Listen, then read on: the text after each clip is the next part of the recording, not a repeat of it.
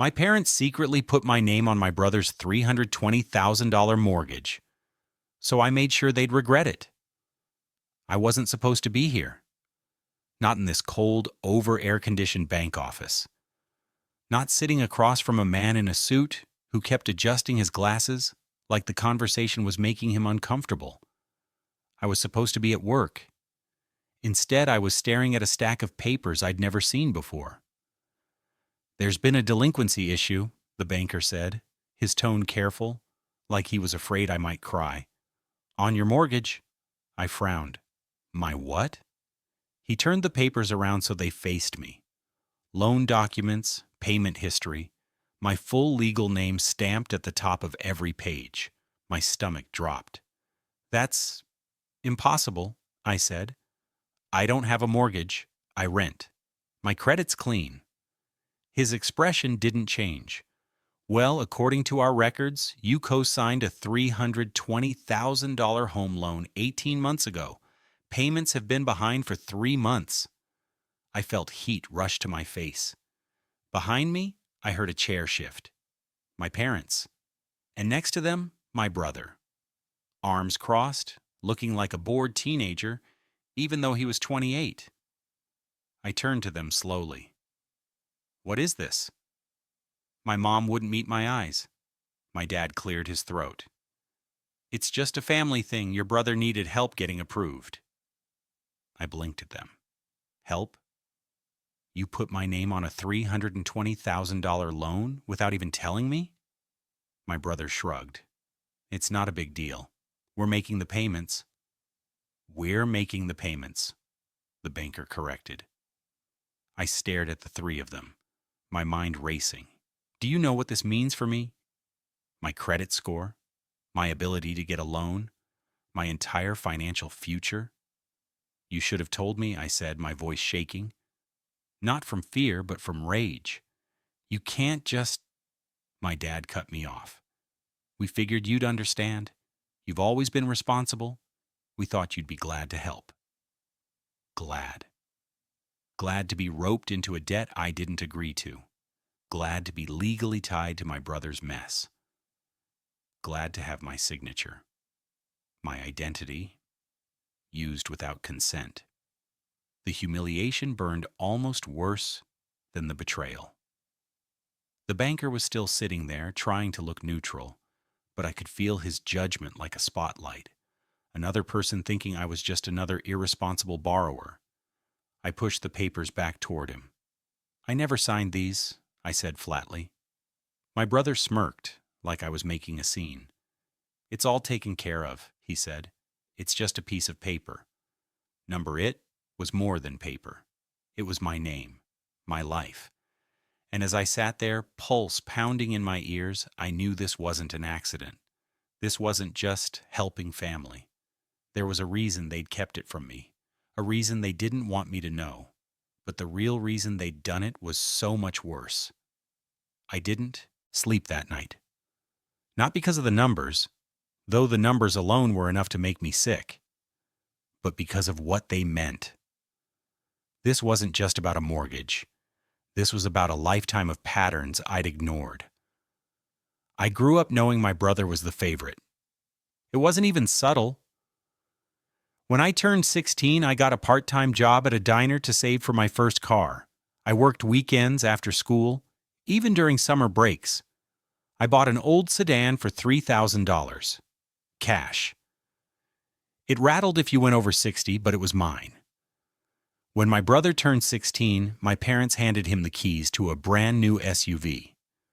"Graduating on time is a big deal," my mom had said, like he'd cured cancer instead of just passing classes he barely attended. When I wanted to move out after college, I worked 2 jobs to afford my own apartment.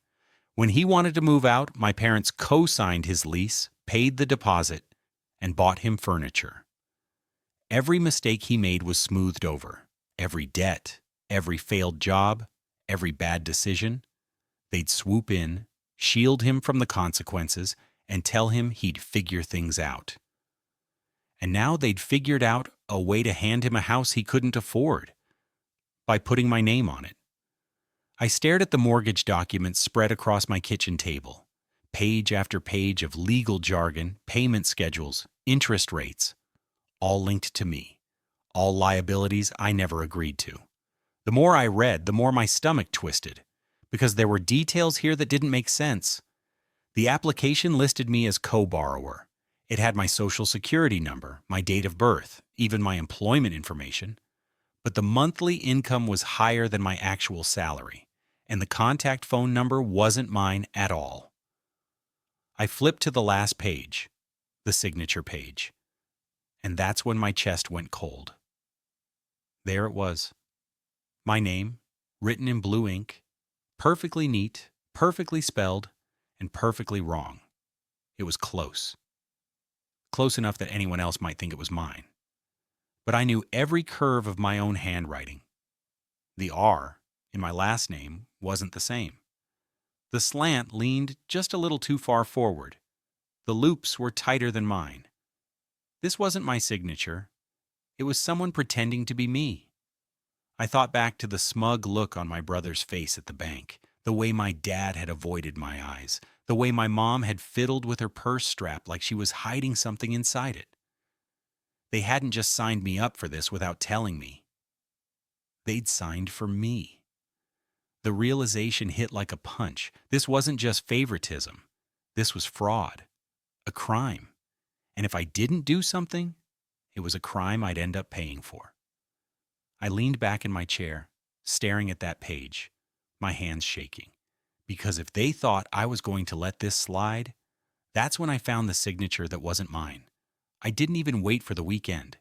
I drove straight to my parents' house, mortgage folder on the passenger seat, my pulse pounding harder with every mile. When my mom opened the door, she smiled like nothing was wrong, like we were about to have coffee and talk about the weather. I walked past her into the living room and dropped the folder on the coffee table.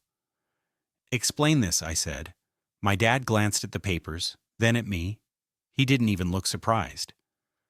"Sweetheart, we told you, it's just a family favor. Your brother needed help qualifying." I jabbed a finger at the signature line.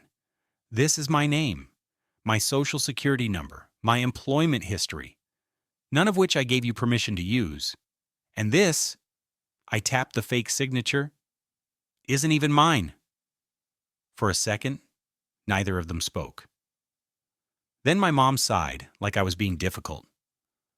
"Time was running out," she said. "We had to act quickly, or your brother would lose the house." "So you forged my signature?" My voice came out sharper than I intended. My brother sauntered in from the kitchen, a soda can in hand. "God, you're being dramatic. It's not like you're paying it. Chill." I turned on him. "You think this is a joke? You think I'm just going to sit back and let you tank my credit? Ruin my name?" He shrugged, smirking like I was throwing a tantrum over nothing. "It's family. You're supposed to help." I stared at him, at them, and felt something cold settle in my chest. It wasn't just anger, it was clarity. They had never seen me as separate from him, not as my own person with my own life, just a safety net, a name they could sign on a line when he needed bailing out. I went home and started researching. The more I read, the worse it got. As a co-borrower, I wasn't just helping with the mortgage. I was fully liable if it defaulted. If my brother stopped paying, the bank wouldn't chase him first.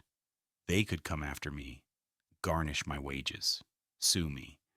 And then I saw the payment history. 3 months behind.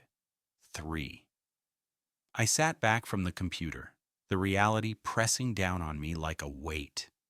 This wasn't just a bad decision on their part. It was a ticking time bomb strapped to my financial future. The betrayal stung in a way nothing else ever had. Every late-night shift I'd worked, every bill I'd paid on time, every sacrifice I'd made to stay debt-free, they'd just thrown it all on the line for him. And yet, underneath the hurt, something else started to grow. Not panic, not helplessness, a plan. If they thought I was just going to roll over, take on this debt, and quietly clean up his mess, they were wrong. dead wrong. If they thought I'd quietly pay for his mess, they didn't know me at all. I didn't waste another day. The next morning, I was in a downtown office with a woman named Carla Hughes, a lawyer who specialized in identity fraud and financial crimes. Her handshake was firm, her eyes were sharp. She listened without interrupting as I laid out everything: the forged signature, the unpaid mortgage, the family dynamics. When I finished, she leaned back in her chair. Legally, you have a very strong case, but I need you to understand, if we pursue this, there's no going back. It will destroy whatever relationship you have with your parents and your brother. I didn't hesitate. They destroyed it already. From there, we moved fast. Carla ordered a handwriting analysis from a certified forensic expert. She got copies of the original loan application, complete with digital timestamps that showed the documents had been submitted from my parents' home computer. 2 hours before my brother texted me that day to hang out, we subpoenaed the bank's security footage from the signing day. When the video came in, my stomach turned. There they were, my parents and my brother, sitting in the banker's office, smiling as page after page slid across the desk. And then my mother picked up the pen and signed my name, over and over. Carla watched me closely. We can end this now by confronting them privately, or we can take it to the police. I looked at the frozen image of my mom mid-signature. We take it to the police. That's when the calls started. First from my parents, my dad's voice heavy with fake disappointment. We can fix this within the family. There's no need to drag outsiders into it. My mom cried, telling me I was breaking her heart. Then my brother called, his tone mocking.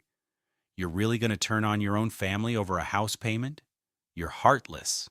Heartless. That word stuck with me. If refusing to be a doormat made me heartless, then maybe I'd been too soft for too long. I filed the official police report 2 days later. It triggered a formal fraud investigation. Carla told me to expect pushback, maybe even threats. She was right. My brother posted vague jabs about backstabbing on social media. My parents sent me long emails about forgiveness and family unity, conveniently skipping over the fact that they'd committed a crime. While the investigation unfolded, I worked quietly on my own safety net.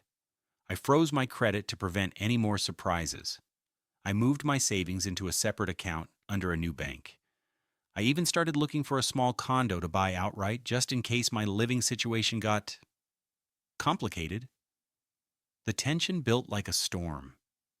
Every day I half expected to see my brother on my doorstep or my parents showing up with teary apologies they didn't mean. But instead, it was someone else. The day the investigator showed up at my parents' door, everything changed. Courtrooms are colder than you think. Not in temperature, in atmosphere. Everything feels stripped down to facts, evidence, proof. There's no room for sentimentality, which suited me just fine. Carla stood beside me, her folders perfectly organized. Across the aisle, my parents sat rigid. My brother slouched like this was just another inconvenience. When the judge entered, the air seemed to tighten. Carla went first. She laid out the case like she was building a wall, brick by brick, until there was no way around it. Exhibit A. The forensic handwriting report showing my signature was forged. Exhibit B. Time-stamped emails from my parents' computer during the loan process. Exhibit C.